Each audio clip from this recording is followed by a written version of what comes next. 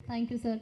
Ultimate star Ajith Suriya climax படப்பிடிப்பின் போது பிறந்த பிரபாகரன் அவர்கள் இன்று இத்தனை வருடங்களுக்கு பிறகு கேப்டன் பிரபாகரனை ரீரிலீஸ் செய்வது மிகவும் பொருத்தமான ஒன்று. இந்த படத்தின் அறிவிப்பை ஆடி அமாவாசை அன்று கேப்டன் ஆலயத்தில் அன்னி அவர்கள் முன்னிலையில் பத்திரிகையாளர்கள் சந்திப்பில் இயக்குநர்கள் படைசூழ படத்தின் இயக்குனர் திரு R.K. சிவமணி அவர்கள் இந்த நிகழ்வை சொல்லி பிரபாகரன் அவர்கள் ரிலீஸ் செய்ய வேண்டும் என்று கோரிக்கை வைத்தார்கள். அது இன்று நிறைவேறி இருக்கிறது. கேப்டன் விஜயகாந்த் அவர்களின் புதல்வன் திரு விஜய பிரபாகரன் அவர்களை சிறப்புரையாற்ற அன்புடன் அழைக்கிறோம்.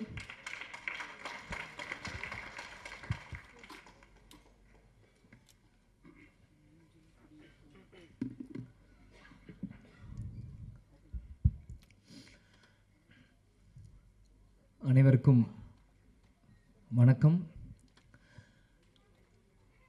கேப்டன் பிரபாகர் இந்த படம் பார்த்தீங்கன்னா உண்மையிலேயே ஒரு தமிழ் சினிமாவில் ஒரு எவர்கிரீன் படம். இன்றைக்கும் ஒரு அசைக்க முடியாத ஒரு டைட்டில். இந்த க்ரூ இருக்காங்கன்னா அது மிகையாகாது. அன்றைக்கி கேப்டனும் சரி பப்பானா லைக் ராவுத்தர் சாரை நான் சின்ன வயசுலேருந்து பப்பா அப்படின்னு கூப்பிடுவேன். அது ஏன்னு எனக்கும் தெரியாது. அது பப்பான்னு தான் அவரை நான் கூப்பிடுவேன். அது பாப்பான்றது சின்ன வயசில் பப்பாவாக மாறிடுச்சு எனக்கு தெரியல. அதனால் அதை அப்பான்னு தான் அவரை நான் கூப்பிடுவேன். ஸோ கேப்டனும் ராவுத்தர் வாப்பாவும் 2 பேரும் ஒரு மிகப்பெரிய ஒரு படத்தை உருவாக்குறதுக்கு முக்கியமான காரணமாக இருந்த செல்வமணி சாரும் இந்த நேரத்தில் நான் சொல்லிக்கிறேன். இந்த கேப்டன் பிரபாகரன் நீங்கள் பார்த்தீங்கன்னா இது கேப்டனோட 100வது படம். ஆனால் கேப்டன் மறைந்து ரீரிலீஸ் ஆகி இது கேப்டனோட முதல் படமாக நம்ம எல்லாருமே அதை கொண்டாடணும். கேப்டன் நடித்தது 156 படம்.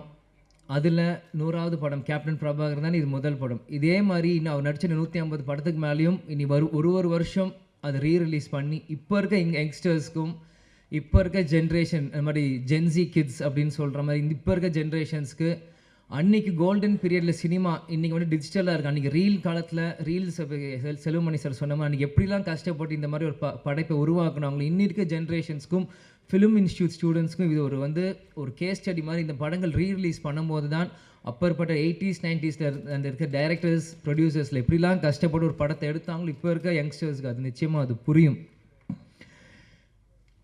இன்றைக்கி இந்த கமலா சினிமாவிலேருந்து நம்ம பேசிகிட்டு இருக்கோம். வரும்போது முதல்ல அந்த கமலா தேட்டர் ஓனர் நீங்கள் வெல்கம் டு கமலா அப்படின்னு சொன்னார். சின்ன வயசுலேருந்து கேப்டன் படங்கள் எத்தனையோ படங்கள் கமலா தேட்டரில் விசில் அடித்து நான் பார்த்துருக்கேன். ஞாபகம் இந்த தேட்டர் எனக்கு கொடுக்குது. பிறகு ராவுத்தர் பப்பாவும் கேப்டனும் எப்படிலாம் ஒரு ஃப்ரெண்ட்ஷிப்பாக இருந்து பல படங்கள் அவங்க தயாரித்தாங்க. அதில் 60-70% எல்லாமே மிகப்பெரிய ஒரு ஹிட் அந்த படங்கள் எல்லாமே. அதே மாதிரி பார்த்தீங்கன்னா கேப்டன் பிரபாகர் டெக்னீஷியன்ஸ் அப்படின்னு பார்த்தீங்கன்னா இன்றைக்கி இவங்க எல்லாருமே சினிமாவின் ஜாம்பவான்களாக இருக்காங்க.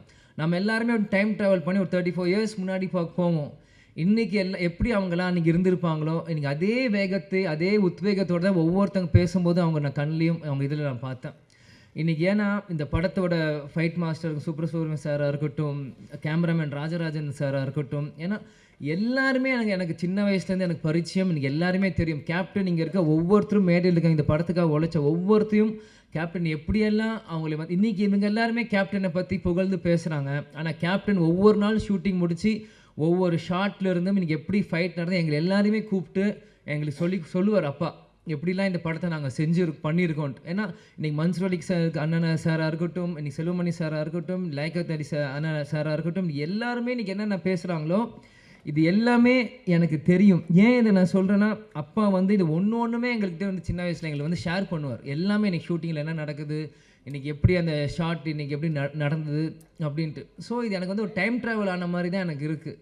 இன்றைக்கி ஒரு 30 வயசு மேலே இன்றைக்கி நான் பேசுகிறப்போ அன்றைக்கி நான் குழந்தையாக இருந்தப்போ எனக்கு என்னெல்லாம் இந்த படத்துக்கு பண்ணாங்களோ எல்லாமே எனக்கு டைம் ட்ராவல் இருக்கிற மாதிரி இன்றைக்கி இருக்குது. அன்றைக்கி இருந்த இளைஞர்கள் இன்றைக்கி ஜாம்பவான்களாக இருக்காங்க. இந்த பொறுப்பு இன்றைக்கி இருக்க இளைஞர்களுக்கு நம்ம இந்த படத்தை நம்ம தூக்கி கொண்டாடணும். இது நம்மளோட பொறுப்பு. ஏன்னா இப்படி இருக்கும்போது தான் இந்த மாதிரி பல படைப்புகள் இன்றைக்கி இருக்க யங்ஸ்டர்ஸ் பார்க்க முடியாத படங்கள் இன்றைக்கி திரும்பி வரும்.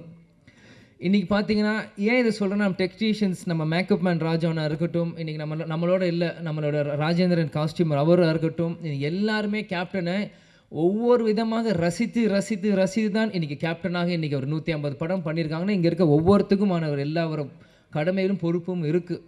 இன்றைக்கி நீங்கள் பார்த்தீங்கன்னா இன்றைக்கி ரம்யா கிருஷ்ணன் மேடமாக இருக்கட்டும், இன்றைக்கி அந்த ஆட்டமாக தேரோட்டம் இன்றைக்கும் அவங்க நடந்து வரும்போது நாங்கள் பார்த்தேன், எனக்கு அவங்க நடந்து வரும்போதே எனக்கு அந்த பாட்டு மைண்டில் எனக்கு அடிக்க ஆரம்பிச்சிருச்சு. அந்த இளையராஜா சார் மியூசிக் டேன் டேன் அப்படின்னு அவங்க நடந்து வர மாதிரியே தான் எனக்கு அது இருந்தது. இன்றைக்கி சரத் சார் இன்றைக்கி வந்து சுப்ரீம் ஸ்டாராக இருக்கும்போது இந்த படத்தில் இருக்கும்போது நான் அப்படியே அன்றைக்கி அங்கே கனெக்ட் பண்ணுறேன். அன்றைக்கி எவ்வளோ இளமையாக ஒரு மிஸ்டர் மெட்ராஸ் அப்படின்னு டைட்டில் எடுத்து அந்த படத்தை ஆரம்பிச்சிருக்கும் போது சரத் சார் இந்த படத்துக்கு எவ்வளோலாம் கஷ்டப்பட்டுருப்பார். செல்வமணி சார் சொன்ன கழுத்தில் உடஞ்சிருந்து இது ப்ராப்ளம் இருந்தது. இந்த மாதிரி பல விஷயங்கள் இவங்க பண்ணியிருக்காங்க. அதே மாதிரி மன்சூர் அலிகான் அண்ணா வந்து அவர் வந்து நான் சின்ன வயசுலேருந்து அவரோட நான் எந்த ஷூட்டிங் போனாலும் என்னை தூக்கி வச்சு விளையாடுவார், கொண்டு வர கேப்டன் ஷூட்டிங் முடிச்சோடனே சண்டை போடுவார். அவருக்கு தெரிஞ்ச விளையாட்டு எல்லாமே ஃபைட்டு தான். அதுக்கு பிறகு ஒரு சண்டை அப்படின்னா ஒரு மன்சூர் அலிகான் அவரோட தான். ஏன் இதை நான் சொல்கிறேன்னா, ஷூட்டிங் தாயகம் அப்படின்னு ஒரு படத்தில் போகிறப்போ இவ்வளோ பெரிய மூக்கு இப்படி வச்சுட்டு குண்டு மணாலியில் பின்னாடி வந்து பயமுறுத்துறது, எங்களை தூக்கிட்டு போகிறது, அவங்களோட டாட்டர்ஸ் ரூபியாக இருக்கட்டும், இந்த மாதிரி எத்தனையோ பேர் அவங்களோட சின்ன வயசில் நாங்கள் பழகியிருக்கோம். அவன் கேப்டன் பிரபாகர் அப்படின்னு பண்ணும்போது என்றைக்கு கேப்டன் அவரை உருவாக்குனாரோ, கேப்டன் மறைந்த அந்த டிசம்பர் 28 கேப்டன் காலடியிலே கடைசி வரைக்கும் இருந்து கேப்டன் இருந்து அழிஞ்சு சேர்ந்த ஒரு நல்ல உள்ளம்தான் மன்சூர் அலிகான் அவர்கள். இந்த மாதிரி இது வந்து எனக்கு வந்து இது வந்து ஒரு படத்துக்காக நான் வந்து பேசுகிறனோ இல்லை இவங்க டெக்னீஷியன்ஸ் அவங்களுக்கு முன்னாடி பேசுகிறோம் எனக்கு இல்லை. இவங்க எல்லாருமே எனக்கு ஒரு ஃபேமிலி மாதிரி தான் எனக்கு தெரியுறாங்க. ஏன்னா செல்வமணி சார் நான் அவர் சொன்ன மாதிரி அவர் எப்பயுமே அவர் காரில் வருவார், அவர் வீட்டுக்கு போவார், ஹாய் சொல்லுவார், ஹலோ அங்கிள் நாங்கள் சொல்லுவோம், நாங்கள் விளையாடிட்டு இருப்போம். சிவா சாராக இருக்கட்டும், இது யாராக இருக்கட்டும், நாங்கள் சின்ன வயசுலேருந்து அவங்கள சுற்றி தான் நாங்கள் வளர்ந்துருக்கோம். இன்றைக்கி அடுத்த ஒரு தலைமுறை வரும்போது என்னை முன்னிலைப்படுத்தி என்னை கொண்டு வரும்போது உண்மையிலே எனக்கு ரொம்ப ஒரு கௌரவமான ஒரு பெருமையான விஷயமாக இதை நான் பார்க்குறேன். நிச்சயமாக ஏன்னா நான் எப்பயுமே அப்பா கிட்ட கேட்பேன், எனக்கு எதுக்கு விஜய் பிரபாகரன் பேர் வச்சிங்க, அவனுக்கு சண்முக பாண்டியன் வச்சு. ஏன்னா ஸ்கூலில் எல்லாருமே கேட்பாங்க. இப்போ இருக்கும்போது ஸ்கூலில் படிக்கும்போது what is your father's surname last நேம்ன்றபோது விஜய் பிரபாகர் அப்படின்னு நான் சொல்லுவேன். விஜய் காந்த் எதுக்கு உங்களுக்கு காந்த்னு வைக்கல, பிரபாகர்னு வச்சிங்க அப்படின்னு எல்லாரும் கேட்பாங்க. அப்போ நான் சின்ன பையனும் அப்பாட்ட போய் கேட்டேன், எதுக்குப்பா எனக்கு விஜய் பிரபாகரன் பேர் வச்சிங்க அப்படின்னு சொல்லும்போது, இந்த படத்தோட 100வது படம் எடுக்கிறப்போ நீ பிறந்த பிறகு இலங்கை விடுதலை புலி பிரபாகர் அவர் நினைவாக உனக்கு நான் இந்த பேரை வச்சேன் அப்படின்னாரு. ஆனால் இந்த பேர் உனக்கு இப்போ வச்சது உனக்கு புரியாது, நான் நாளைக்கு இல்லைனாலும் இந்த பேர் சொல்லி உன்னை உயர்த்தும் அப்படின்னாரு. எனக்கு சின்ன வயசாக இருக்கும்போது அது எனக்கு பெருசாக எனக்கு புரியல. ஆனால் இன்றைக்கி இந்த படத்துக்கு வந்து இந்த ஆடியோ லான்ச் முன்னாடி உங்கள்கிட்ட பேசும்போது தான் இந்த செகண்ட் தான் எனக்கு 100% அது வந்து நான் உணர்றேன். ஏன்னா இப்போ இருக்க ப்ரொடியூசர் நம்ம கார்த்திக் டிஸ்ட்ரிபியூட்டர் வந்து போன வாரம் கட்சி ஆஃபீஸில் என்னை வந்து சந்திச்சு இந்த மாதிரி நீங்கள் கண்டிப்பாக இந்த படத்துக்கு நீங்கள் வரணும் ஆடியோ லான்ச்சுன்றப்போ அன்றைக்கி செல்வமணி சாரும் கூப்பிட்ருக்காங்க அப்படின்னு எனக்கு வந்து மறுப்பு சொல்ல முடியல. ஏன்னா என்றைக்குமே நான் நோ சொல்ல மாட்டேன். அன்பால் கூப்பிட்டாங்க எங்கே இருந்தாலும் நான் ஓடி வந்துடுவேன். அன்றைக்கி வந்து கண்டிப்பாக வரணும் அப்படின்னு சொல்லியிருந்தாலும் செல்வமணி சாரே சொல்கிறாரு, படத்தோட டைரக்டர் இவர் சொல்லும்போது நம்ம எப்படி பண்ணுறப்போ, ஆனால் உள்ளம் தேடி இல்லம் நாடி அப்படின்னு சுற்றுப்பயணமும் அன்றைக்கி நம்ம தொடங்க ஆரம்பிச்சிட்டோம். தொடங்குறப்போ எப்படி சொல்கிறேன்னு தெரியல. முந்தா நேற்று பார்சாதிங்க ஃபோன் கண்டிப்பாக வரணும் அப்படின்னு சொல்லிட்டாங்க. சரி வரேன் அப்படின்னு சொல்லிடுங்கன்ற. நேற்று திருப்பத்தூரில் பிரச்சாரம் போயிட்டுருக்கோம், பயங்கர மழை, வண்டி வரவே முடியல.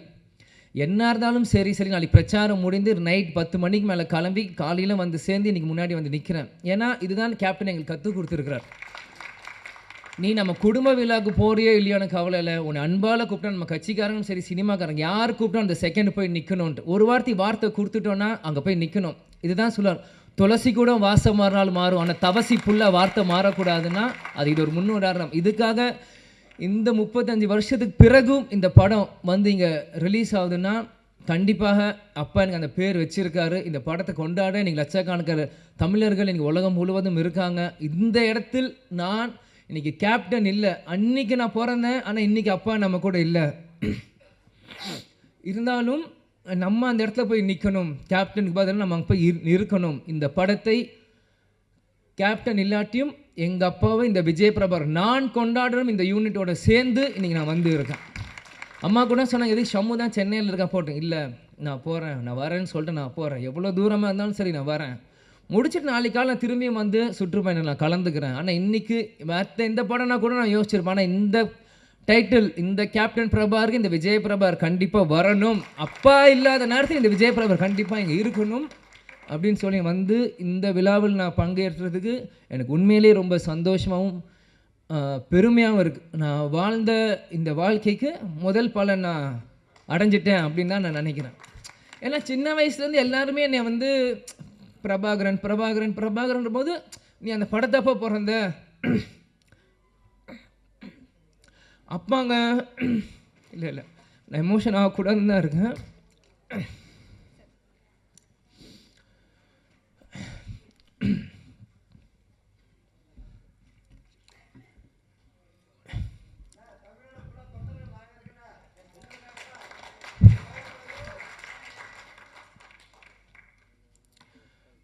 கேப்டன் எங்கேயும் போல நம்மளோட தான் இருக்கார். இவங்க இவ்வளோ நேரம் நம்ம எல்லாரும் பேசினாங்களே, இதுதான் கேப்டன். கேப்டன் எல்லார் உள்ளத்துலேயும் இருக்கார்.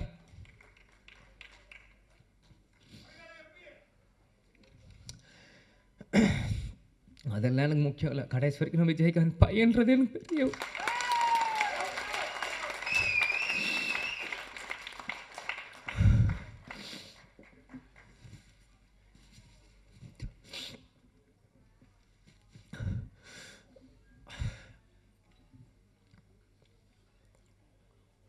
ஏன்னா சிங்கம் புலி என்ன சொன்ன மாதிரி தான் தமிழ்நாடு ஒரு நல்ல தலைவரை இழந்தது.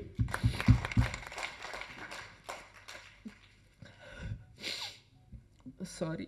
ஏன்னா நான் அப்பா இறந்து 1 வருஷம் ஆயிடுச்சு, இன்னும் அழுதுட்டு இருக்காங்க. நிறைய பேர் கிண்டல் பண்ணுறான். இந்த உயிர் கடைசி செகண்ட் உலகத்தில் இருக்க எங்கள் அப்பாவை நினச்சிட்டே தான் நான் இருப்பேன். எங்கள் அப்பாவை நினச்சி தினந்தோறும் நான் அழுவேன். அது எந்த அசிங்கமும் இல்லை, எந்த கோலத்தனமும் இல்லை. ஏன்னா நான் தோல்வியை நினச்ச அழுகலை, என்னை சூழ்ச்சியில் தோக்கடிக்கணும்னு அழுகலை.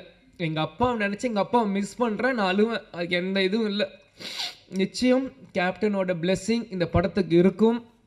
அங்கே இருக்க ஒவ்வொரு ஃபோட்டோவும் என்னோடய ஸ்கூல் புக்கில் நான் படிக்கும்போது எங்கள் அப்பாவோட ஃபோட்டோ ஒவ்வொருத்தையும் எங்களோட ஒரு நோட்லேயும் எங்கள் அப்பாவோட ஸ்டிக்கர், இந்த படங்கள் நான் வரும்போது இது எல்லாமே நான் பார்த்தேன். கேப்டன் அந்த ட்ரெயின் ஃபைட்டில் அந்த குதிரையில் வந்து அந்த ரெட் கோட்டில் போட்டு சண்டை போடுறதா இருக்கட்டும், குதிரையில் வரதா இருக்கட்டும், ஒன்றும் என்னோட எல்லா 150 படங்கள் நீங்கள் இன்னைக்கு கூட நீங்கள் எந்த படம் ஒரு செகண்ட் இந்த ஒரு சின்ன சீன் காமிச்சிங்கன்னா கூட இது கேப்டனோட எந்த படம் நான் சொல்ல முடியும். ஏன்னா சின்ன வயசுலேருந்து எங்கள் அப்பாவை ரசித்து ரசித்து ரசித்து ரசித்து எனக்குள்ளே ஏற்றிக்கிட்டு இந்த இடத்துல நம்ம நிற்கிறேன்னா கேப்டன் எங்கேயும் இல்லை, நம்ம கூட தான் இருக்கார்.